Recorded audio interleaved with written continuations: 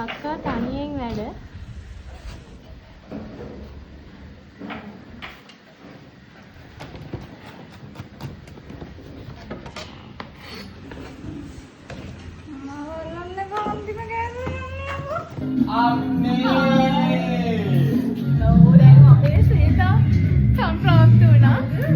Hi. ඉතින් කොහොමද? අපි මේ පාරේ ෆසන් පෝයට දන්සලක් දෙන්න හිතුවා. ඉතින් අපි දන්සලේ ලෑස්ති වෙච්ච විදිහ තමයි මේ ව්ලොග් එකේ තියෙන්නේ.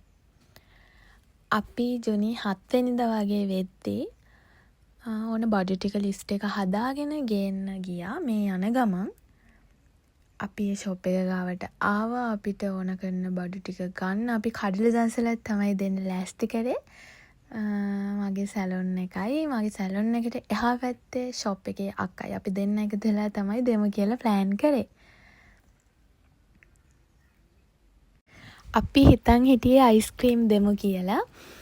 ඒ වුණාට අයිස්ක්‍රීම් හරියට ලේසියෙන් දෙන්න පුළුවන් දෙයක් නිසා අපි චුට්ටක් මහන්සි වෙලා හදලා දෙමු කියලා තමයි කඩල දෙන්න අන්තිමේදී තීරණය කරේ. දැන් කඩල ටික අරන් අපි ආවා. ඇවිල්ලා මේ 9 වෙනිදා අපි කඩල සෝදලා පෙඟෙන්න දැම්මා. ඇත්තටම මේ හිතන තරම් ලේසි නැහැ. මොකද පොඩි ප්‍රමාණයක් නෙවෙයි නිසා අපිට ගොඩක් වෙලා ගියා මේවා සෝදලා පෙඟෙන්න දාන්න. අපි තව මේ තියෙනවටත් වඩා ප්‍රමාණයක් අපේ ගෙවල් වලත් සෝදලා පෙඟෙන්න දාලා ආවේ. මොකද අපේ ෂොප් පිටිපස්සේ ලොකු ඉඩක් නැති නිසා අපි ගෙවල් වලත් කඩල සෝදලා පෙඟෙන්න දැම්මා. උදේට අරගෙන එනවා කියලා හිතාගෙන මෙහෙන් තම්බන්න. එයා ෂොප් එකේ අක්කා කොළ ටික සෝදනවා. මං චුට්ටක් වීඩියෝ කරගත්තා. මම මෙහෙන් කඩල සෝදනවා. අපි කොළ ටික ඔක්කොම සෝදලා ලෑස්ති කරලා තියාගත්තා. එතකොට අපේ යාළුවෝත් ආවහම රැට අපිට ගොටු ටික හදන්න තමයි තියෙන්නේ. එක්කෙනෙක් ආවා මිහිඳු. එයා ඉන්නවා කියන්නේ ඉතින් මෙතනින් එහාට වැඩ ටික හරි ඊසි. මේ මොකද එයා මාර සපෝට් එකක් දෙන්නේ. මේ විනාඩියක්වත් කටවහන් ඉන්නේ නැහැ. අපිට බෝරින් නැහැ ඒ හින්දා. අර අපේ ස්ලීපින් ටැබ්ලට් එක වගේ තමයි රෑ වෙනකන් වැඩ කරන්න පුළුවන්. මේ කොහෙන් වචන එනවද කියලා හිතනවා වෙලාවකට කට වහගෙන නම් ඉන්නෙම නැහැ. ඔයාලටත් පේයි මේ වීඩියෝස් වල. එයා බලන හැම තැනම එයාව පේන හැම තැනකදීම එයා කතා කරනවා විතරයි. මමත් වැඩ ටික ඔක්කොම ඉවර කරලා ඉඳගත්තා ගොටු ටික හදන්න මෙයාලා ගාවින්.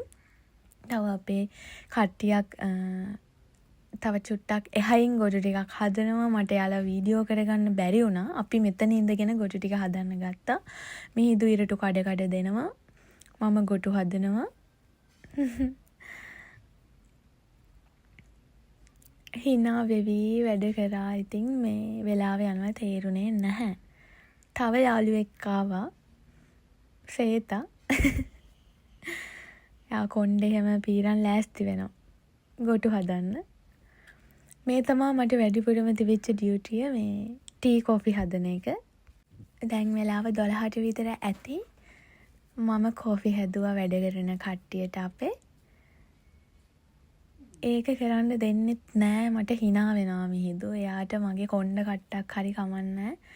එයාට හිනා වෙන්න ඇති. මොකක් හරි දෙයක් හොයලා හිනාම වෙනවයි අපිවත් හිනා ගස්සනවයි තමයි එයා කරන්නේ.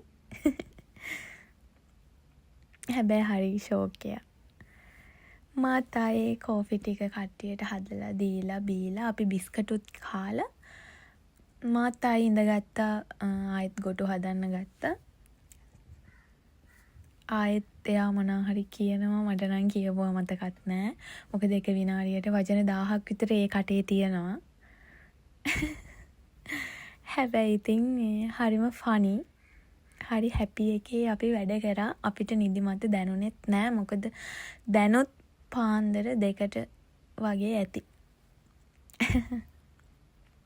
අද කොහොමත් අපි නිදාගත්තේ නැහැ. අපි රෑම හැරලා අපිට පාන්දර ඉඳන් ආපහු වැඩ තියෙනවා. මේ උදේ අක්කා ලුණු කපනවා. කැරට් ටික ග්‍රේට් කරනවා. මමත් ලුණු කප හිටියේ.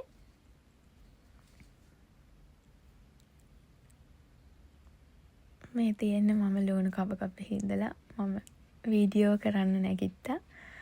ආයෙත් ලුණු කපන්න ඉඳගත්තා. අඬ ලුණු කප හිටියා. අපි මෙහෙ ඇතුලේ කපන කොටන වැඩ ටික කරද්දී අපේ අම්මලා කඩල සෝදලා ලිපේ තියන්න ලෑස්ති කර හිටියේ තම්බන්න. ඇත්තටම මේ අපි නිදාගත්තේ නැහැ. ඒ වුණාට අපිට හැම ලොකු ටයර්ඩ් එකක් දැනුනේ නැහැ. හරිම ආසාවෙන් මේ දේවල් කරේ. අපි ඔහොමම ගියා. මගේ යාළුවෝ වගේක් දන්සලක් දුන්නා. එයාලා එන්න කිව්වා අපේ වැඩ කරන කට්ටියට කෑම අරන් යන්න. එතනින් අපි ගේන්න ගියා. අපි එද්දි අපේ අම්මලා ලිපේ තියලා තිබුණ කඩල තැම්බෙන්න. ඒත් එක්කම ඇතුලේ නංගිලා පොල් කප හිටියා. කඩල ටෙම්පරාදු කරන්නත් ගත්තා. ඒත් එක්කම වගේ ටිකකින් මට ඒක වීඩියෝ කරගන්න බැරි වුණා. මොකද දන්සල දෙන ටයිම් එක ලං වෙද්දි මං ගොඩක් බිසි වුණා. මට වීඩියෝ කරගන්න බැරි වුණා. අපි හවස 4ට තමයි දන්සල දෙන්න ලෑස්ති කරලා තිබ්බේ. ඇත්තටම කට්ටියම එකතු වෙලා 4 වගේ වෙද්දි ඔක්කොම වැඩ ටික ටෙම්පරාදු කරලා ඔක්කොම කරලා ඉවර කරලා ඉස්සරහා ලෑස්ති කරලා ඔක්කොම කරලා හදලා ඉවර වුණා. ඔන්න ඔය විදිහට අපි දන්සල පටන් ගත්තා.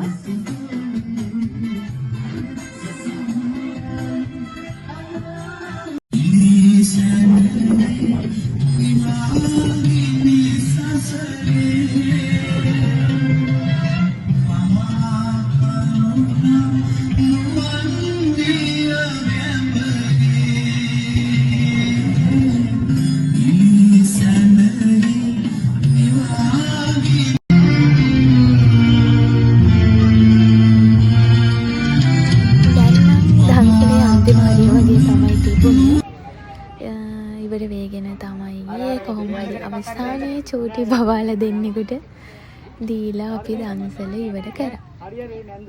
ඕක දෙන්න ත්‍රිවිල් එකට දෙන්න. නෑ නෑ අපේ නන්ද ත්‍රිවිල් එකේ නෑ නෑ නන්දලා. ඒක නෑ ඒගොල්ලෝ. ඉතින් කන්න දෙන්න. අර අල්ගොල්ලන් කී දෙයක්.